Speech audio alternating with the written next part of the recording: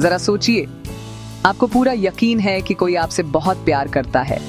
ये सिर्फ एक नॉर्मल क्रश या अच्छी कल्पना नहीं है, ये एक मजबूत पक्का विश्वास है, भले ही इसका कोई सबूत ना हो।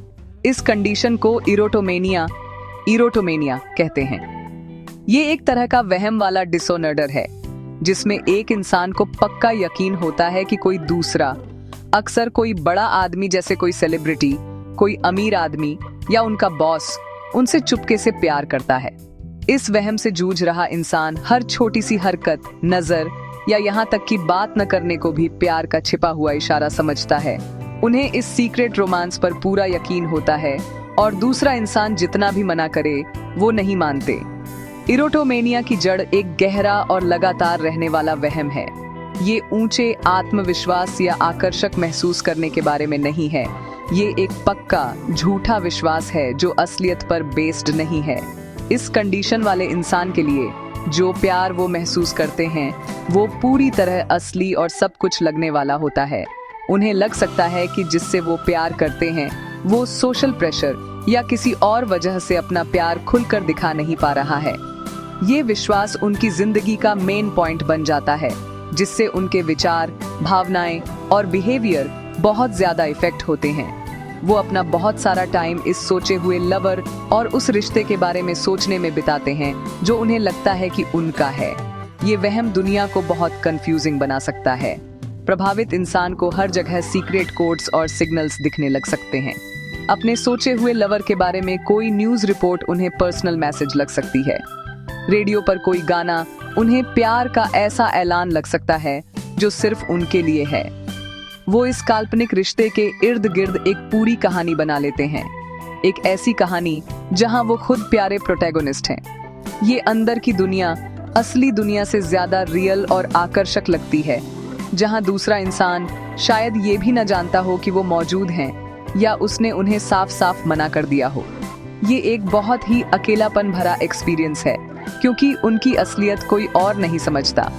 ये समझना बहुत जरूरी है कि इरोटोमेनिया एक सीरियस मेंटल हेल्थ कंडीशन है, न कि किसी लड़की के ज्यादा बॉय क्रेजी होने या सिर्फ ज्यादा कल्पना करने की निशानी। ये विश्वास कोई पसंद नहीं है, ये एक डिसऑर्डर का लक्षण है जिसे प्रोफेशनल अटेंशन की जरूरत है। इंसान झूठ नहीं बोल रहा है या नॉर्मल तरीके से अटेंशन नहीं मांग रहा है, उन्हें वाकई इस लव अफेयर की असलियत पर यकीन होता है। ये विश्वास इतना मजबूत होता है कि इससे उनकी रोजमर्रा की जिंदगी में बहुत ज्यादा परेशानी और डिस्टरबेंस हो सकती है, जिससे उनके काम, उनके सोशल रिलेशनशिप्स और उनकी ओवरऑल वेलबीइंग पर असर पड़ता है। इसे एक वहम के तौर पर पहचानना सही तरह की मदद और सपोर्ट देने की दिशा में पहला कदम है। इरोटोमेनिया के सही कारण पूरी तरह से नहीं समझे गए हैं, लेकिन माना जाता है कि ये जेनेटिक, बायोलॉजिकल और एनवायरमेंटल फैक्टर्स के कॉम्बिनेशन से जुड़ा है। ये अक्सर एक प्राइमरी डिल्यूशनल डिसऑर्डर के रूप में सामने आता है, मतलब ये इसका मेन लक्षण है। हालांकि ये दूसरे साइकियाट्रिक कंडीशन जैसे सिजोफ्रेनिया, बाइपोलर डिसऑर्डर या मेजर डिप्रेसिव डिसऑर्डर का भी लक्षण हो सकता है। स्ट्रेस, सोशल आइसोलेशन और कम आत्मसम्मान कभी-कभी ट्रिगर का काम कर सकते हैं, जिससे एक कमजोर इंसान ऐसे वहमों के लिए ज्यादा सेंसिटिव हो सकता है। न्यूरोलॉजिकल स्टडीज बताती हैं कि दिमाग के केमिकल्स जैसे डोपामाइन में असंतुलन, जो विश्वास और इनाम सिस्टम में भूमिका निभाता है, इन मजबूत पक्के विचारों के बनने में भी शामिल हो सकता है। ये कंडीशन आम आबादी में काफी रेयर मानी जाती है, हालांकि ये किसी को भी हो सकता है। स्टडीज से पता चला है कि ये पुरुषों की तुलना में महिलाओं में ज्यादा पाया जाता है। हालांकि इस कंडीशन वाले पुरुष ज्यादातर पीछा करने या आक्रामक बिहेवियर दिखाते हैं। इरोटोमेनिया उम्र या बैकग्राउंड के हिसाब से भेदभाव नहीं करता, हालांकि ये अक्सर एडल्टहुड में सामने आता है। कंडीशन की रेयरनेस का मतलब है कि इसे अक्सर गलत समझा जाता है, न केवल आम जनता द्वारा बल्कि कभी-कभी हेल्थ केयर प्रोफेशनल्स द्वारा भी, जिन्होंने पहले इसका सामना नहीं किया होगा। इससे व्यक्ति और उनके परिवार के लिए सही डायग्नोसिस और उचित ट्रीटमेंट पाना एक मुश्किल प्रोसेस हो सकता है। इरोटोमेनिया का विकास अक्सर धीरे-धीरे होता है। ये किसी दोस्ताना कमेंट या विनम्र इशारे की एक सिंपल गलतफहमी से शुरू हो सकता है। समय के साथ ये शुरुआती विचार एक अटूट विश्वास में बदल जाता है और मजबूत हो जाता है। व्यक्ति अपने वहम को सपोर्ट करने के लिए सबूत इकट्ठा करना शुरू कर सकता है, जैसे ईमेल या सोशल मीडिया पोस्ट सेव करना, चाहे वे कितने भी न्यूट्रल क्यों ना हो। वे जानकारी के इन टुकड़ों को एक कॉम्प्लेक्स कहानी में पिरोते हैं जो उनके विश्वास की पुष्टि करती है। यह प्रोसेस किसी बाहरी व्यक्ति के लिए लॉजिकल नहीं है, लेकिन वहम का अनुभव कर रहे व्यक्ति के लिए सबूत का हर टुकड़ा पूरी तरह से समझ में आता है और इस विचार को मजबूत करता है कि उन्हें इस खास व्यक्ति द्वारा दूर से प्यार किया जाता है। उदाहरण के लिए, एक महिला एक बड़ी कंपनी में काम कर सकती है जहां सीईओ सबको छुट्टी की शुभकामनाएं देते हुए एक कंपनी वाइड ईमेल भेजता है। इरोटोमेनिया वाला व्यक्ति मान सकता है कि यह ईमेल खास तौर पर उसके लिए भेजा गया था और यह सामान्य अभिवादन प्यार का एक कोडेड मैसेज है। अगर सीईओ बाद में एक प्रेजेंटेशन देता है और गलती से उसकी तरफ देखता है तो वह इसे एक सीक्रेट प्यार भरी नजर समझेगी। अगर वह फिर उसे अनदेखा करता है तो वह मानेगी कि ऐसा इसलिए है क्योंकि वह दूसरों से उनके मजबूत कनेक्शन को छिपाने की कोशिश कर रहा है। गलत फहमी का ये पैटर्न एक वहमी दुनिया बनाता है जिससे प्रोफेशनल मदद के बिना बाहर निकलना बहुत मुश्किल होता है। इरोटोमेनिया का एक सबसे बड़ा लक्षण ये है कि इंसान को पूरा यकीन होता है कि कोई दूसरा उससे प्यार करता है। ये यकीन तब भी नहीं हिलता जब इसके खिलाफ बहुत सारे सबूत हों। अगर जिससे वो प्यार करते हैं वो साफ साफ मना भी कर दे कि उसे कोई फीलिंग्स नहीं है, तो इरोटोमेनिया वाला इंसान उसे भी सही ठहरा देगा। उन्हें लग सकता है कि वो रिश्ता बचाने के लिए झूठ बोल रहा है या दूसरों के दबाव में मना कर रहा है या उनकी वफादारी परख रहा है। असलियत को न मान पाना ही इस कंडीशन की वहमी पहचान है। वो सिर्फ उम्मीद नहीं कर रहे होते, उन्हें पूरा यकीन होता है और यही यकीन उनके हर काम को कंट्रोल करता है। एक और खास लक्षण है उस इंसान से संपर्क करने की कोशिश करना जिससे उन्हें वहम होता है। ये बेजान हरकतों से लेकर जैसे बार बार चिट्ठियां, ईमेल या तोहफे भेजना, ज्यादा चिंताजनक बिहेवियर तक हो सकता है, जैसे लगातार फोन करना या पीछा करना।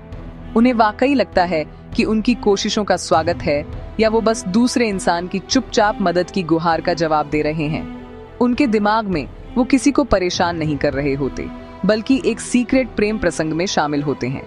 इससे गंभीर कानूनी और सामाजिक समस्याएं पैदा हो सकती हैं, क्योंकि उनकी हरकतों को अक्सर दूसरा इंसान धमकी भरा या दखल देने वाला मानता है। ये वहम अक्सर प्यार के एक आदर्श और रोमांटिक रूप पर केंद्रित होता है। इंसान को लगता है कि उनके बीच का कनेक्शन सिर्फ नॉर्मल नहीं, बल्कि पवित्र, आध्यात्मिक और किस्मत से जुड़ा है। उन्हें लग सकता है कि वे जिससे प्यार करते हैं उसे किसी और से ज्यादा समझते हैं। ये विश्वास अक्सर खुद को खास या चुना हुआ महसूस करने की भावना के साथ होता है। हालांकि इसका हमेशा असाधारण रूप से सुंदर होने के विश्वास से कोई लेना देना नहीं होता। ये वहम उन्हें एक मजबूत महत्व का एहसास देता है। उन्हें लगता है कि वे ही वो इंसान हैं जिसने इस वांछनीय व्यक्ति का दिल जीत लिया है, जिससे वे अनोखे बन जाते हैं। ये कथित खास दर्जा अकेलेपन या अपर्याप्तता की भावनाओं से एक आरामदायक पलायन हो सकता है। एक आम रियल वर्ल्ड उदाहरण ये हो सकता है कि एक फैन को यकीन हो जाए कि एक मशहूर एक्टर अपनी फिल्मों या सोशल मीडिया पोस्ट्स के जरिए उससे बात कर रहा है। फैन फिल्म सेट या एक्टर के घर जा सकता है, ये सोचकर कि उसे बुलाया गया है।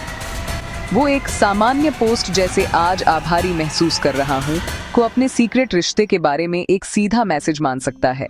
अगर सिक्योरिटी उन्हें हटा देती है तो उन्हें लग सकता है कि ये उनकी भक्ति की परीक्षा है। ये बिहेवियर एक आम उत्साही फैन का नहीं है, ये एक मजबूत वहम से प्रेरित है जिसने उनकी असलियत की धारणा पर कब्जा कर लिया है, जिससे उनकी दुनिया पूरी तरह से इस एक तरफा काल्पनिक रोमांस के इर्द गिर्द घूमने लगती है।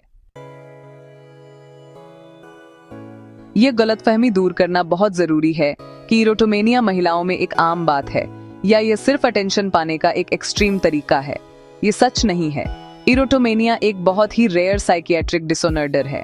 ज्यादातर महिलाएं ऐसे वहमों का अनुभव नहीं करती। इस गंभीर कंडीशन को आकर्षण की सामान्य भावनाओं या यहाँ तक कि बहुत ज्यादा दीवानगी से जोड़ना गलत और शर्मनाक है। ये कोई पर्सनैलिटी में कमी या कैरेक्टर की कमजोरी नहीं है। ये एक मेडिकल कंडीशन है जिसमें असलियत से बहुत ज्यादा दूरी बन जाती है। और इसे समाज से जजमेंट या मजाक के बजाय करुणा और प्रोफेशनल देखभाल की जरूरत होती है। एक और आम गलतफहमी ये है कि इरोटोमेनिया वाला व्यक्ति खतरनाक होता है। हालांकि पीछा करने वाला बिहेवियर हो सकता है, लेकिन इस कंडीशन वाले हर व्यक्ति में आक्रामक व्यवहार नहीं होता। अक्सर व्यक्ति खुद के लिए ज्यादा खतरनाक होता है, क्योंकि वहम से भावनात्मक उथल-पुथल, सामाजिक अलगाव और खुद की उपेक्षा हो सकती है। उनकी दुनिया बहुत छोटी हो जाती है, जो पूरी तरह से उस व्यक्ति पर केंद्रित होती है जिससे उन्हें प्यार होने का वहम होता है। उन्हें सिर्फ पीछा करने वाला कहना एक कॉम्प्लेक्स मेंटल हेल्थ इश्यू को बहुत आसान बना देता है और उस अंतर्निहित पीड़ा को अनदेखा करता है जिसका व्यक्ति सामना कर रहा है। उनके विश्वास की वहमी प्रकृति को समझना स्थिति को सुरक्षित और प्रभावी ढंग से निपटने के लिए महत्वपूर्ण है। यह जरूरी है कि आप किसी ऐसे व्यक्ति से एम्पैथी और सावधानी से मिलें जिस पर आपको इरोटोमेनिया होने का शक हो। उनसे बहस करना या यह साबित करने की कोशिश करना कि उनका विश्वास गलत है आमतौर पर बेकार होता है और उन्हें अपने वहम में और ज्यादा डिफेंसिव बना सकता है। चूंकि उनका विश्वास तर्क पर आधारित नहीं है, इसलिए तार्किक तर्क उन्हें नहीं हिला पाएंगे। सबसे अच्छा तरीका यह है कि उन्हें किसी साइकियाट्रिस्ट या थेरेपिस्ट से प्रोफेशनल मदद लेने के लिए प्रोत्साहित किया जाए। परिवार एक सहायक माहौल प्रदान करके महत्वपूर्ण भूमिका निभा सकते हैं और साथ ही अपनी सुरक्षा और वहम के शिकार व्यक्ति की सुरक्षा सुनिश्चित करने के लिए मजबूत सीमाएं भी निर्धारित कर सकते हैं। आखिर में इरोटोमेनिया के बारे में आम लोगों की बेहतर समझ बढ़ाना बहुत जरूरी है। जब हम इसे एक बीमारी मानते हैं न कि कोई पसंद, तो हम डर के बजाय करुणा के साथ प्रतिक्रिया दे सकते हैं। ट्रीटमेंट, जिसमें अक्सर एंटीसाइकोटिक दवाओं और साइकोथेरेपी का कॉम्बिनेशन शामिल होता है, वहमों को मैनेज करने और व्यक्ति को असलियत से फिर से जुड़ने में मदद करने में बहुत प्रभावी हो सकता है। सटीक जानकारी को बढ़ावा देकर और कलंक से लड़कर हम एक ऐसा कल्चर बना सकते हैं जहां इरोटोमेनिया से जूझ रहे लोग और उनके परिवार इलाज और ठीक होने के लिए सुरक्षित महसूस करें, जिससे वे अपनी जिंदगी को वहम के बजाय असलियत की नींव पर फिर से बना सकें।